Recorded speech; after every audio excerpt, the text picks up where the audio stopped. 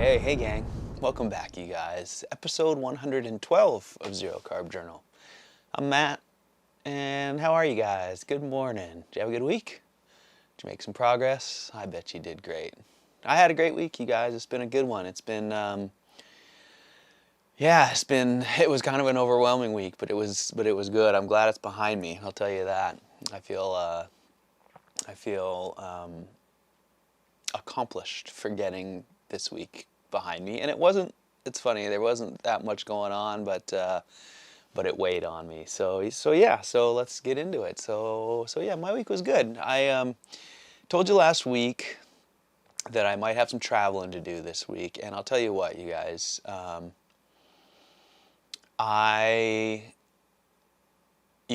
week when I was talking about it, I was like, oh, I'm curious to see how it goes, how I do, and all that stuff. Well, I did travel. I did fine, but I got to tell you, I don't think I'm going to do much more of it like that, like for work. I do still want to travel. Don't misunderstand me. But holy cow, you guys. So traveling wasn't too bad, but I got myself so worked up prior to it, and I have such. I'm just not set up, I'm just so on my own. I'm just so alone, to be honest, that it's really difficult to, figure out a place for my dog and get myself everywhere I need to go, and the weather and just the little minute details of getting around and dealing with a trip out of town. Really stressed me out. And it was fine. It was no big deal. My comment is about that my week was, I traveled on Thursday, and I spent most of the week really just worrying and trying to get, figure out what I was going to do with my dog and figure out what I was going to do with my cars, and how I was going to get where I needed to go. And the weather's been just insane here, like raining an inch a day for 30 days or something. So my basement is flooding, which is no big deal. It happens every year, but I just need to be around to manage it. And yeah, so traveling was difficult for me this last week because I was just worried about all the things I needed to take care of here, and I don't have any kind of real support system set up to help me should things, if I need help, a ride to the airport or watch my dog or any of that stuff. So, yeah, so it was fine, but I stressed out. So this week, I started the week, I worked at one boat shop, and then I went to the other boat shop that I was traveling for to prep myself for the trip, built some parts and got things together. And then I flew out on Thursday morning at about 7 in the morning. They chartered me a Cessna 172, and I flew up to Vancouver, Canada. And that was really fun. I love flying those little planes and seeing everything. And I got to Vancouver, and that was interesting to be in a big international airport in the middle of the coronavirus scare. There I was in the middle of one of the the busiest international airports with service from China. They're just jam-packed with Chinese people there. And as a matter of fact, the Vancouver airport, I think more people were speaking Chinese than there were English around me, it sounded like anyways. But so that was interesting. I wasn't too concerned about it. But I definitely was sort of aware that I just went from my safe little haven here right out into the big scary world, and then there I was in the Vancouver airport, and I was there for a few hours with a little layover, and I looked around for some food but didn't find any that I felt like I wanted to risk eating before I was supposed to go do this stressful day of work. So I didn't eat at that point. I got on my plane at about just before noon, I think, and it was going to a place called Terrace, BC, which is far up north and close to the coast, although it's over the coastal mountain range. I don't know if you'd call it interior BC or not.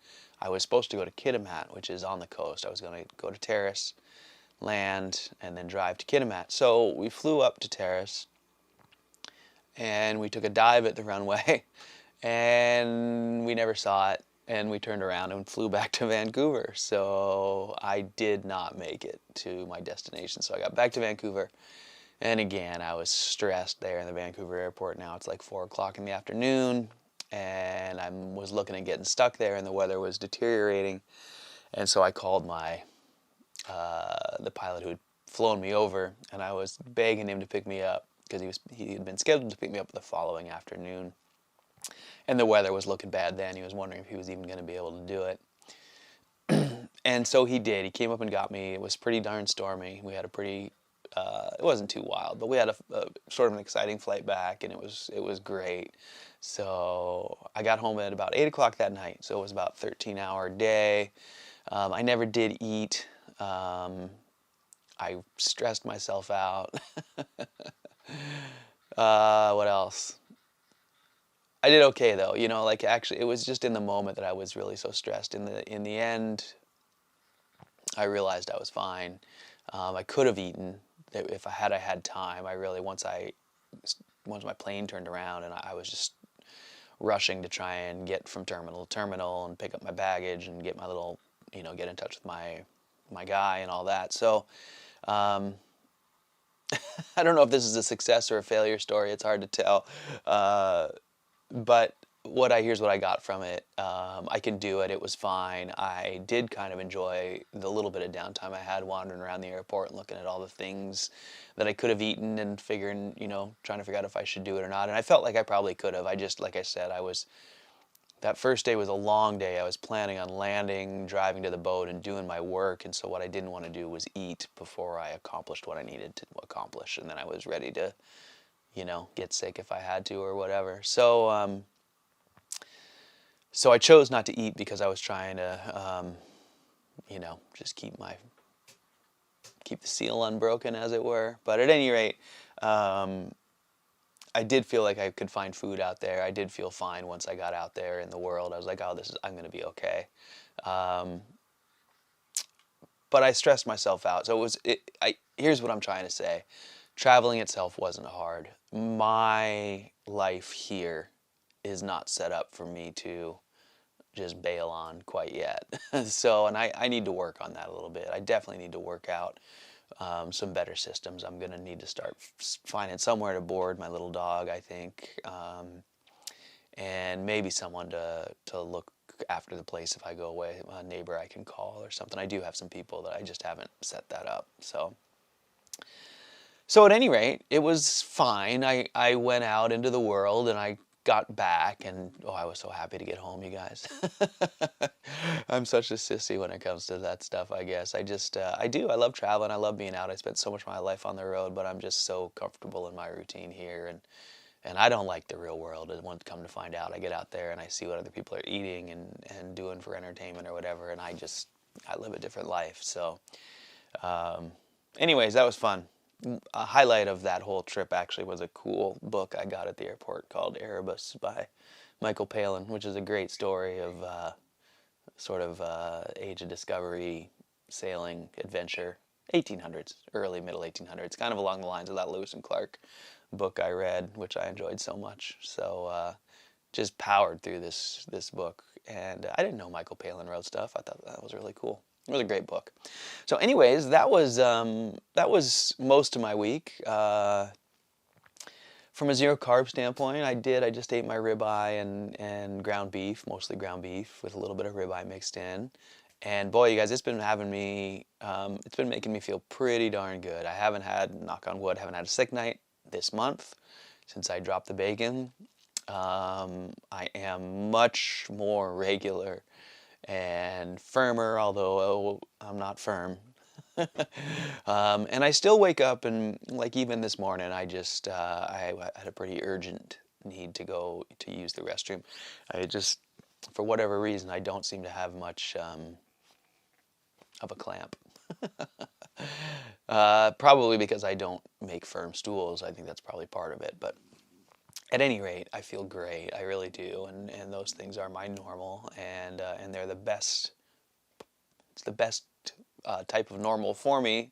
I think just because I've been so strict on what I've been eating. So I did when I was out traveling. I was like, oh, I'm gonna get some eggs and bacon, and I'm gonna have a big breakfast when I'm done with this. And I kind of I don't know if I miss it or if it's just a treat. Eggs have become sort of a special treat. I haven't eaten any for quite a long time, but in my mind they are something that I sort of like crave and desire, even though I know they make me gassy. They don't tend to tear me up too bad. When I start to eat them regularly, I definitely start to deteriorate, but I definitely get a lot more noise and gas and rumbling and discomfort when I eat them. So I don't eat them, but I've been thinking about them, and I was looking forward to a big sort of soggy breakfast since everything I eat these days is pretty dry. But I didn't do it. So like I said, I was out there. I was trying to just maintain until I got my work done, and then really my big goal was just getting home. And so then I got home, and I almost went and had breakfast the next day just because it was in my mind. But I had food here, and yeah, eating out really loses its luster, doesn't it? It's just more of a curiosity at this point. And I usually regret it. So I'm not that motivated. So anyways, that was great. So yeah, I had a good week. I feel like I made some progress, although I'm not sure exactly how, but I just sort of strengthened my knowledge base with regards to what it takes for me to travel and things like that. So wanted to go back and touch on some of your comments.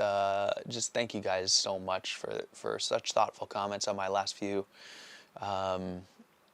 journals. It's just so great to go back and read them, and there was a few that really struck me. First of all, I just want to say, Hood Ride Whitey, man, I hope you make it. I know you said you've tried 7 or 8 times and you make it 10 days. Man, that's the sticking point. It's people always think, oh, it's me, or this diet isn't for me. I make it to about 2 weeks or 3 weeks, and I always, have a hard time and fall off. And it's not you. That's the hard part. That 2-week mark. It's not for, it's for different for everybody, but so many stories I've read. I know for me personally that you hit that wall at 2 or 3 weeks. I did, and I have a lot of theories on it. I think you just are finally running out of all your glycogen stores. Your body's finally realizing you're not getting any more carbs. Your biome is finally dying all the way off, and I think that's the biggest part. I think it's in its death throes, and it's just doing everything it can to get you to put some fiber in your mouth. So you're just being totally pressured by your guts via your vagus nerve, and they're running in your brain, and they're saying you're about to die if you don't eat some stuff. And so that's, I don't know, there's a few different, I'm sure, mechanisms of why it gets so hard at that point. But it does get hard at 2 or 3 weeks. Your energy's low, your attitude's terrible, mine, and digestion is usually poor at that point for most folks. They're still in the diarrhea doldrums there. So stick with it, bud. You'll get there. The other side is well worth it. So, and the rest of your comments, Kuner, Robin, Dean, Natasha, Esther, Deb, S. I'm going to forget some of you guys, I always do, but thank you so much. They were so helpful. Robin, that was really great to hear that dialogue between, I think it was you and Kuner. I just really enjoyed reading that. It was your perspective. It was exactly how I feel. You did a really nice job of summing that up, that Dr. Saladino is curious, and he's relatively new, and just like all of us, he's going through all of those same things we're going through. He's just coming at it from a doctor's perspective and a curious scientific mind, and I totally appreciate that. And that is the one thing that, my frustration with him wasn't a personal, like, you're dumb. It was more just, I appreciate that he's sharing his journey. I haven't really watched him, so I can't comment negatively, so I'll say this wrong. These are my assumptions of from reading what other people had said, he'd said. So, I knew that he would. I should say that I have watched like snippets of some of his work, of some of his pieces, so I have a little bit of insight. But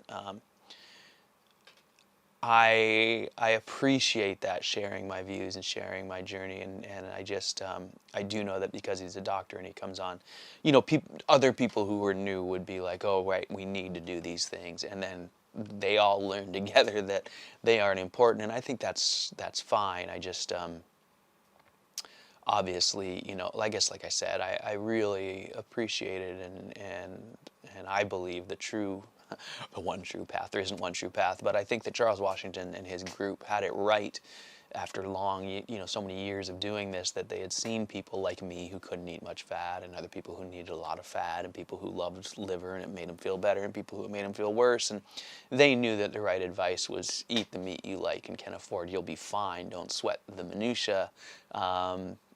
Your electrolytes and your vitamin C and all those little details, you'll work those out over time, just by nature of how you feel, and finding the foods that work for you.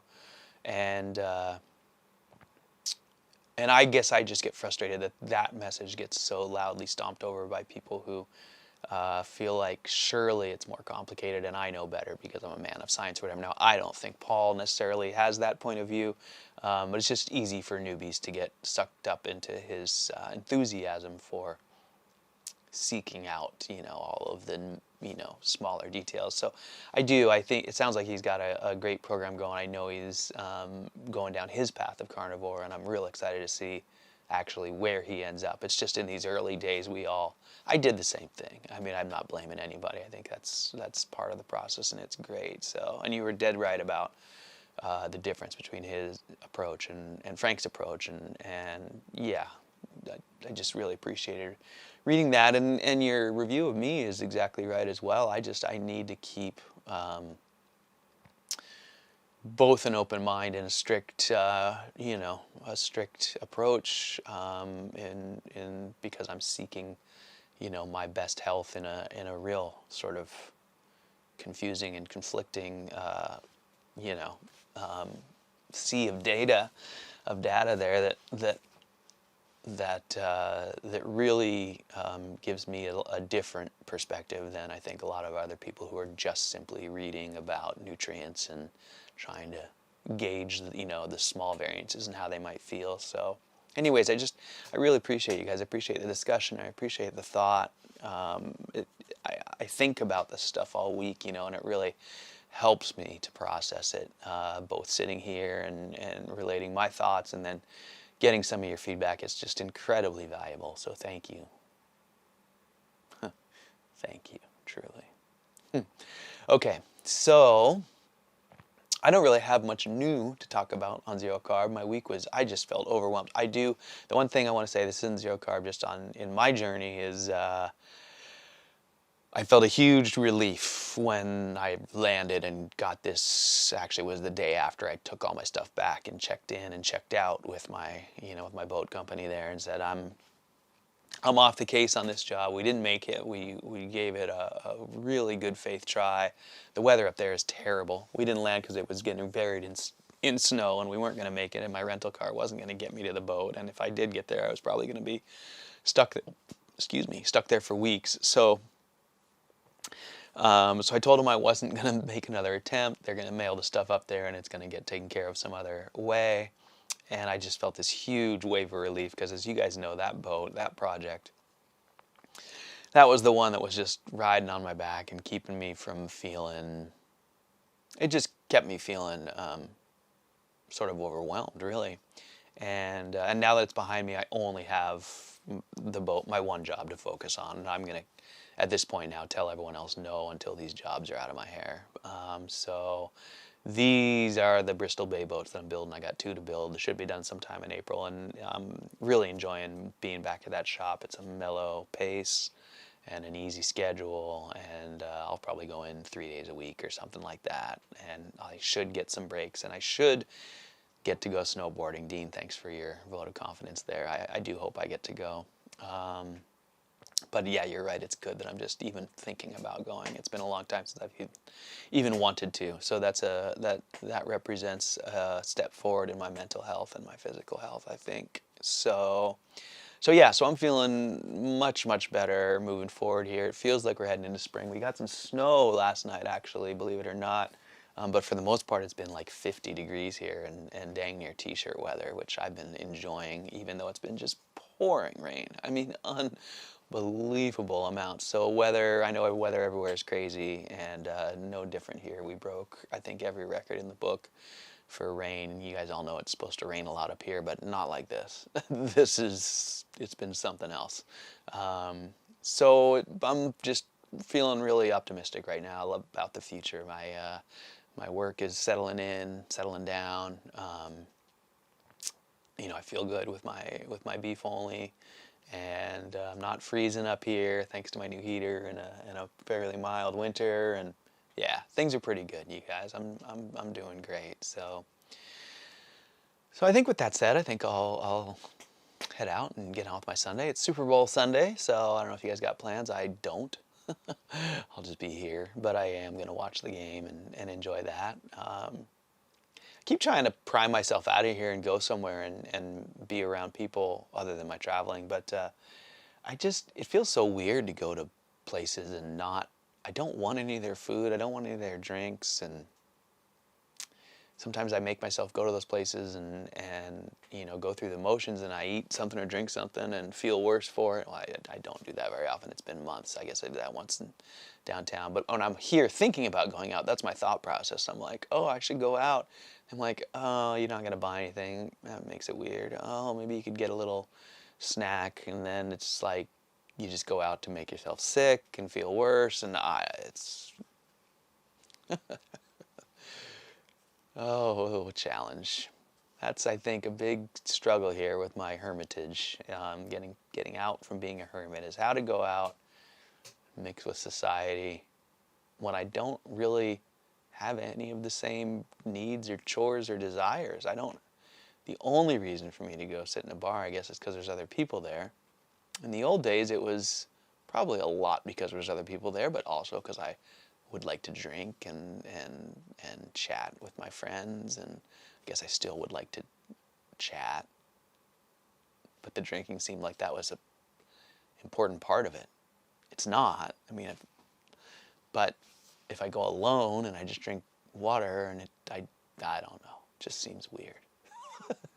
It's not that weird. I guess I think probably what it is that when I drank, I would be less inhibited, and then I would talk to people. But if I go out and I don't drink, I don't talk to people, and I don't know. I haven't really tried, so I'm just speculating. But haven't been motivated to go by myself, to go try to socialize, because I think ostensibly when I used to say I'm going to go out and socialize, I would always have an ulterior motive, even if it was socializing. Oh, I'm going to go get a delicious beer or have some snacks. And now, yeah, you get it. No delicious beer, no snacks. So I really have to accept that I'm only going out to try and talk to people because I'm lonely. It's hard to just, hey, Matt, you're lonely. Say that to myself. You're lonely. You should go try to talk to people. Because then you get out and then the pressure's on to talk to people, and then you really don't talk to people. And I don't know. I'm doing fine, you guys.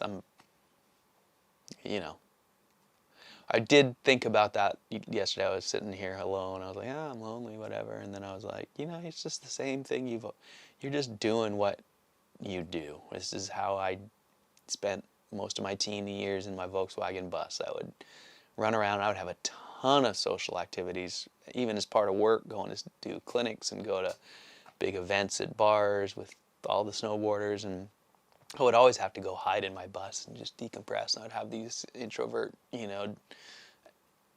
days or half days where I'd just hide in there and really needed it to be alone. And so I recognize that's sort of just a big part of who I am, even though part of me inside of me is rebelling and trying to get me to be someone else, I guess, or I don't know, whatever. Anyways, human condition, right? That's my excuse for being lonely, I guess.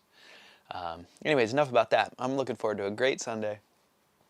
It's a clear day for the first time. It doesn't look like it's going to rain. That's why it's cold and snowing. We finally broke out of our warm onshore flow and got some cold air. So it'll be cold and clear and not raining, and I'm going to enjoy that sun, watch the Super Bowl, and just get ready for my week. I'll be back in the boat this week and probably digging hard at it to try and get myself a few days to go snowboarding. So okay, so that's enough for today, you guys. I hope you have a great week. I hope you make some progress and stay the course. And as always, thank you so much for listening and watching and for all your kind comments. They make a huge difference to me, so thank you. So, all right, you guys, I'll see you next week, and hope you have a great week. All right, thanks, you guys. See ya.